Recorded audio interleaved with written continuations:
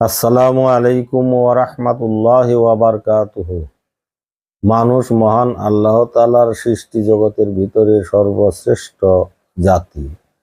এই শ্রেষ্ঠত্বের একমাত্র মাপকাঠি হলো বিবেক ও বুদ্ধির কারণে। আমরা যদি মহান আল্লাহ তাআলার দেয়া বিবেক ও বুদ্ধিকে সঠিকভাবে কাজে না লাগাই, তাহলে তার দেয়া বিবেক ও বুদ্ধির কোনো মূল্যায়ন করা হলো না।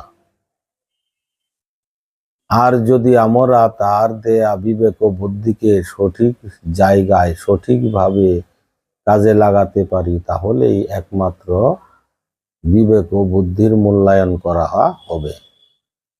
তাই আসুন আমরা সবাই মিলে মহান আল্লাহ তাআলার কাছে প্রার্থনা করি, আমরা যেন আমাদের বিবেক ও বুদ্ধিকে সঠিক জায়গায় সঠিকভাবে কাজে লাগাতে পারি। সেই তৌফিক যেন মহান আল্লাহ তাআলা আমাদেরকে দান করেন। আমিন।